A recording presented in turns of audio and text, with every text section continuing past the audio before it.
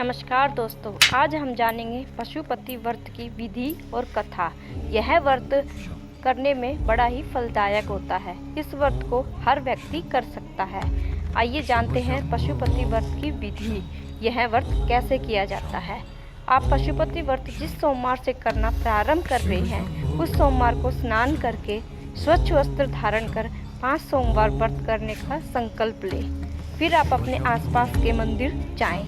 अपनी पूजा की थाली में धूप, चंदन, दीप, लाल चंदन, बिल्वपत्र, पुष्प, फल, जल ले जाएं और शिव भगवान का अभिषेक करें। इस थाली को घर लाकर ऐसे ही रख दें। जब आप साय के समय स्वच्छ होकर मंदिर जाएं तो इस थाली में मीठा प्रसाद व 6 दिए घी के लेकर जाएं। मीठे भोग प्रसाद को बराबर 3 भाग में बांट लें। 2 भाग भगवान शिव को समर्पित करें और बचा हुआ 1 भाग अपनी थाली में रख लें। इसी प्रकार आप जो 6 दिए लाए हैं, उनमें से 5 दिए भगवान जी को सम्मुख प्रज्वलित करें। बिना जला बचा हुआ दिया अपनी थाली में रख घर वापस ले आएं। इसे घर के प्रवेश द्वार पर अपने घर के मुख्य द्वार के दाहिने और चौखट पर जला दें। घर में प्रवेश करने के बाद 1 भाग भोग प्रसाद आप ग्रहण करें। इस प्रसाद को किसी और व्यक्ति को न दें। इस व्रत में आप प्रसाद के साथ भोजन भी ग्रहण कर सकते हैं। हो सके तो मीठा भोजन ही ग्रहण करें। इसके कुछ नियम हैं, जैसे कि शास्त्रों के अनुसार प्रत्येक व्रत में अपने कुछ नियम होते हैं, वैसे ही इस व्रत के भी कुछ नियम हैं। इस व्रत को सोमवार के दिन ही किया जाता है। इस व्रत में सुबह और शाम मंदिर जाया जाता है। इसी कारण आप व्रत करने में असमर्थ हैं तो इस सोमवार को व्रत नहीं करना चाहिए।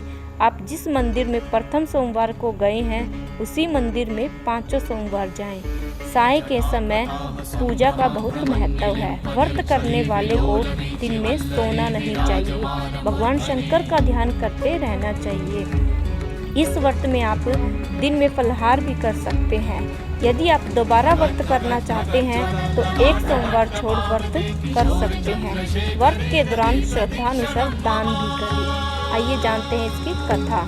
शिव महापुराण और ध्रुव पुराण में कई बार वर्णन आता है कि जो भक्त पशुपतिनाथ जी की कथा का श्रवण करता है, श्रवण मात्र से उसके सारे पापों का अंत हो जाता है।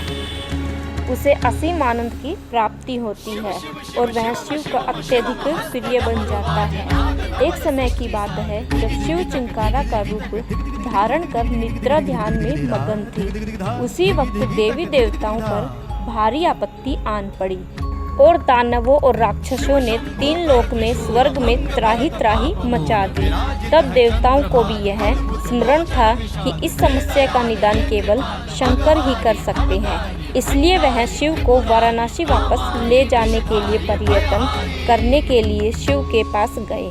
परंतु जब शिव ने सभी देवी देवताओं को उनकी ओर आते हुए देखा तो शिव ने नंदी में छलांग लगा दी। छलांग इतनी तीव्र थी कि उनके सिंह के 4 टुकड़े हो गए।